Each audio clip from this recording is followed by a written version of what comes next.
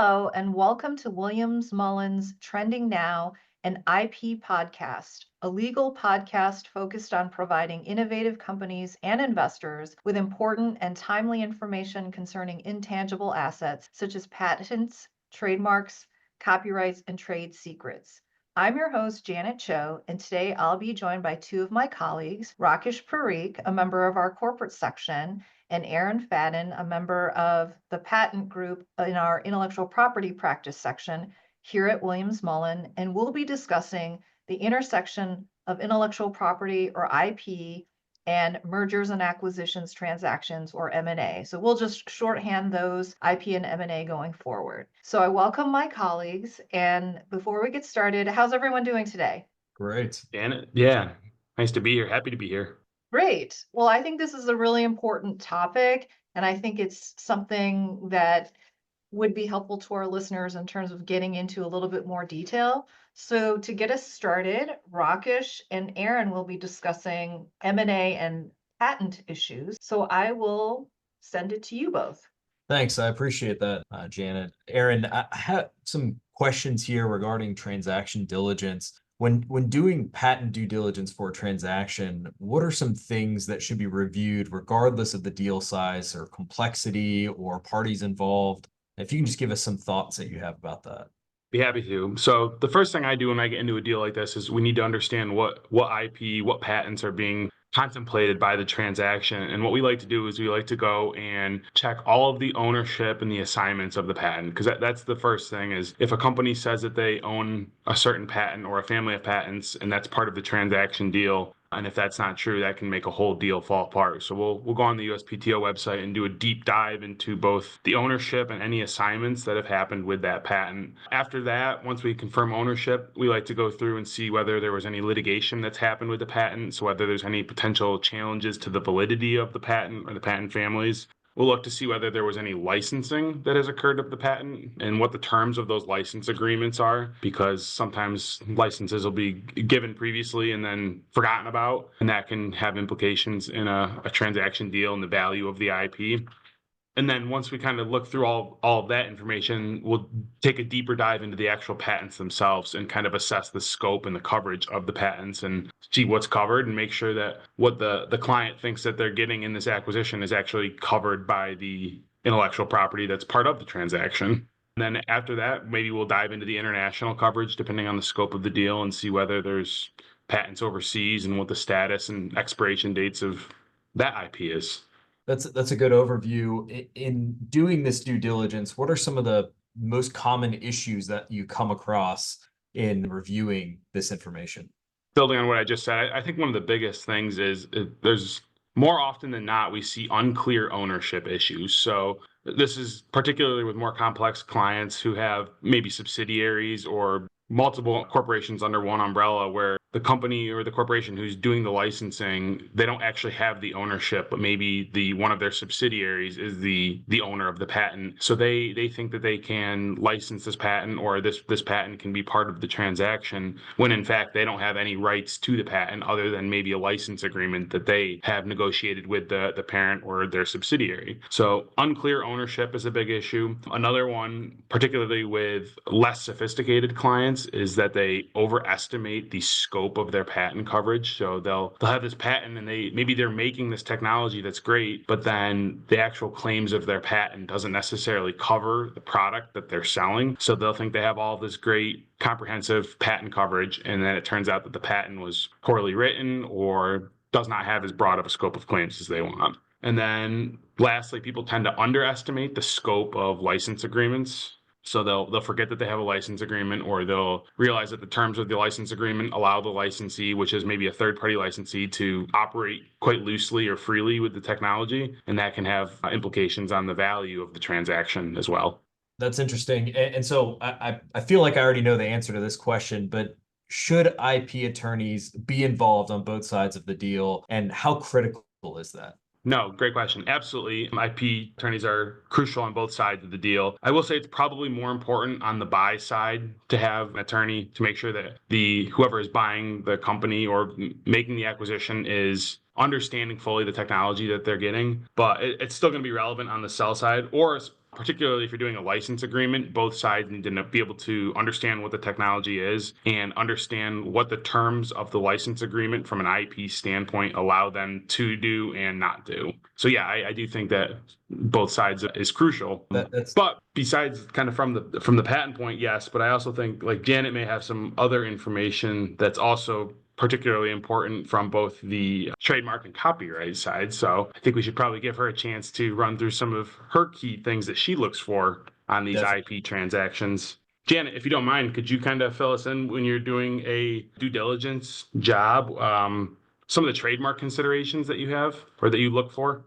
Sure. And Aaron, I'm sorry to be really non-innovative and repeat some of what you said, but I'm going to. So I think you mentioned on the patent side some of the most important considerations in a transaction, in an M&A transaction. And I think a lot of those same issues pertain to trademarks and copyrights. The most important thing is to identify what assets that the relevant party has, presumably the seller, and what is the status of those assets. So unlike on the patent realm, in the patent side of things, in trademark and copyright matters, you can actually have unregistered rights. So when you have a registration, it can be easier very often to validate what the status or what the scope of rights is or who is the owner and those kinds of particulars. But when you have unregistered rights, it becomes very, very important to validate what exactly is the mark in question, what is the geographic scope of use, when did you start using it.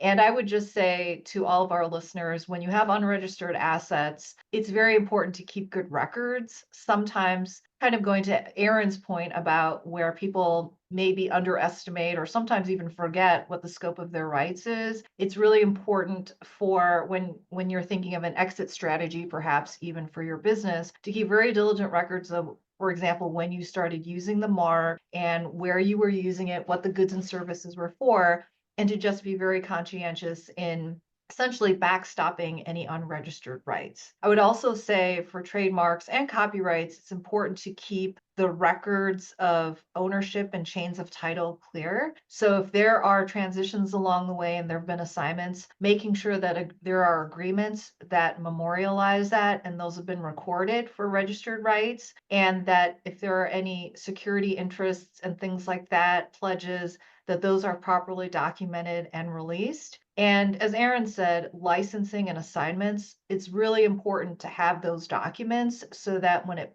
comes time to engage in a transaction like this, all of the parties can understand what exactly has been potentially put at risk. Maybe you have a license agreement and the license agreement is over, and that would be important to know. Also, one thing I would say is very often post-transaction, the buyer wants to continue a particular, say, license agreement. And it's important to know what the license agreement says in the event of acquisition or sale, and if that license agreement can simply be assigned or if a new agreement has to be entered into. So it's really all about checking through past transactions, what you think are current rights, and making sure that what you think or what you've represented in the transaction documents is correct. I would also say it's important to know if you've enforced your rights, when and to whom, and what was the outcome, and the same in the reverse if someone has enforced their rights against you and what occurred with those types of disputes. And I would say, especially for unregistered rights, just understanding how strong your rights are. Are you the owner of the exclusive right in connection with that particular mark in a jurisdiction, or are you one of numerous parties using the same or similar mark? So it's really very similar to the patent diligence side where you are elaborating and understanding what your rights are. So I hope that helps, Aaron. No, that's great, and I think that's a great overview for both trademark and copyright. I think we maybe have time for one more question for you. If you could just give me, you kind of explained the most important aspects for trademark, and I think a lot of them apply to copyrights as well. But is there anything specific to either copyrights or even like domain names that you haven't kind of touched on that you think that we should let our listeners know is something that they need to be paying attention to for these types of transactions? Yeah, thank you, Erin. I think that's a great question. One thing I would say in terms of the copyright right and domain name rights is first on the copyright issue, at least in the United States, a party's rights are fixed from the time the work is actually created and non-tangible, or excuse me, non-ephemeral. So I should say when a work is fixed in a tangible medium, even if it's an unregistered copyrighted work, that's when your rights arise. And so how that can become an issue is very often companies will have a vendor or an artist or a third party that's creating work for them. So if you hired an artist or a vendor to create website content, typically the creator will own the copyright rights associated with that work. Now that ownership can be changed by agreement. And so one thing you want to make sure is that with the copyright right, that you have all of the documents that attests to the fact that the relevant party owns the copyrighted work. Very often, it's nothing more than making sure that you find that original vendor agreement that should say that whatever the vendor creates for the employer, in this case, all of the rights will be owned by the employer or they are assigned to the employer. And sometimes it's nothing more than that. If such an agreement does not exist, which does occur, making sure that you paper that during the pendency of the transaction, or just making sure that you are lining up all of the rights properly. So that's one thing I would say. And that applies to the employee side as well. Sometimes employees will create works, and this probably occurs on the patent side as well. You want to make sure that employment agreements or relevant documents convey all pertinent rights to the employers. And for domain names, one thing I would say is domain names are a form of intellectual property. I think lots of times parties like to think that a domain name is maybe more of a functional business requisite, which it certainly is, but there is registration data and information that accompanies a domain name. And one thing I would emphasize is that very often, depending on how long it's been since your domain has been registered, people either forget who the administrative contacts are, or different people have been noted as the administrative contact for different domains across the years, and those people have come and gone from the company, and passwords and things like that are forgotten or they're not papered. So I would just make sure that all of the domain name housekeeping or hygiene is done in such a manner that if you had to call up the contact or that person's information, it can be done easily. However you do that is, a business decision, but just making sure that that information is well documented and accessible. So I hope that answers your questions, Aaron. For sure. Thank you. That's all Yeah. very interesting.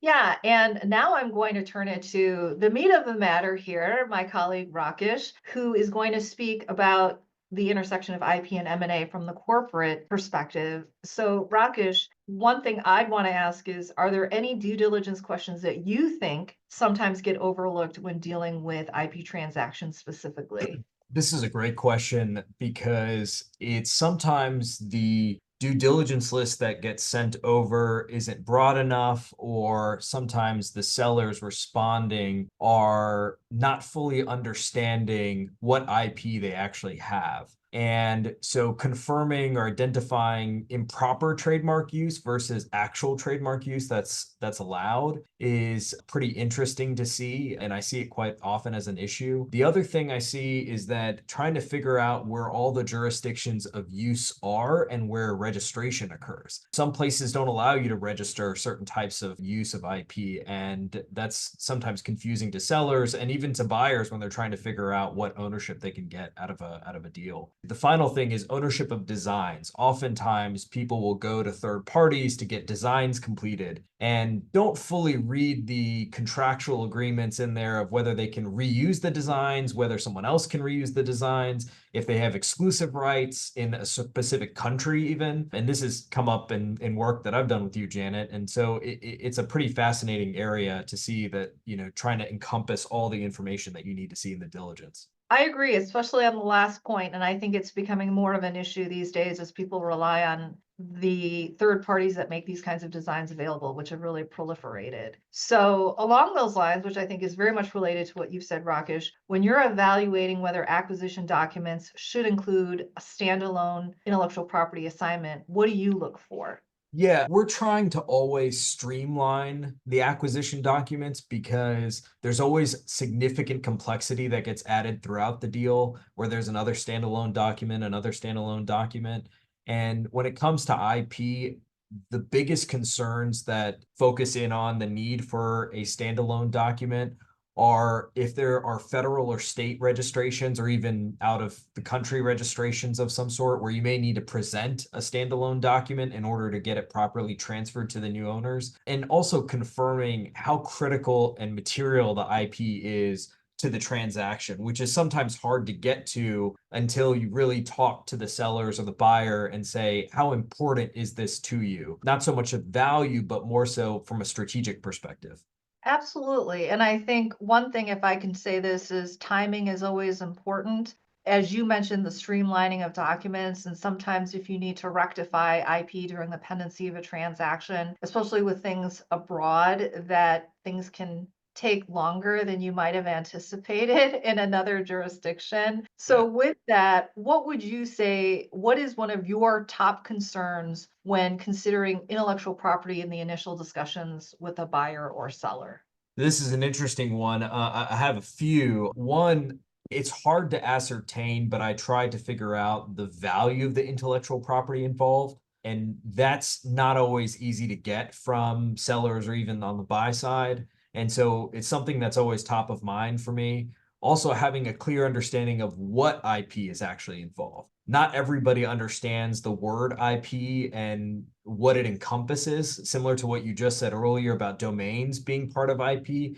Not many people would think that. And so as a result, we have to get the full picture of what IP is included so that we can properly cover it in the agreements, but also properly assess from an IP perspective and a corporate perspective. The other thing is the lead time of transferring IP is pretty complicated sometimes because if it's outside the United States, which is already a bigger feat to kind of get to. Going through the regulatory process there can be time consuming and may require third parties to be involved, other, local counsel, et cetera.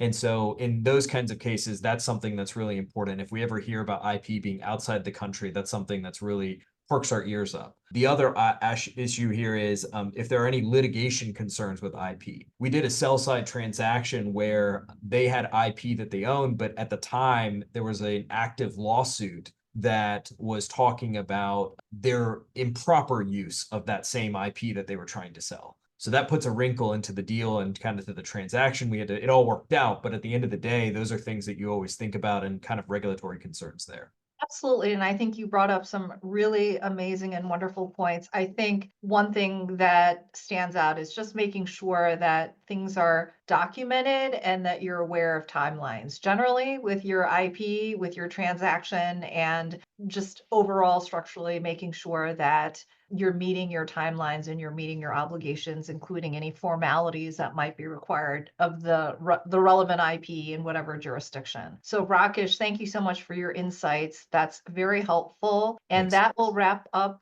our discussion on the intersection of IP and M&A transactions. I'd like to thank my colleagues Rakesh and Aaron for joining me on Trending Now, an IP podcast. If you have any questions or suggestions for future episodes, please contact us. You can also visit our intellectual property practice page and the corporate page at williamsmullen.com/IP. There you can find out more about our team as well as past episodes of this podcast and legal alerts. I apologize, the corporate website is not at that page, but you can find access to it if you go to the intellectual property practice page. Be sure to subscribe to this podcast to be notified when our next episode posts. Thanks for listening, and until next time, thank you, Rakesh and Aaron.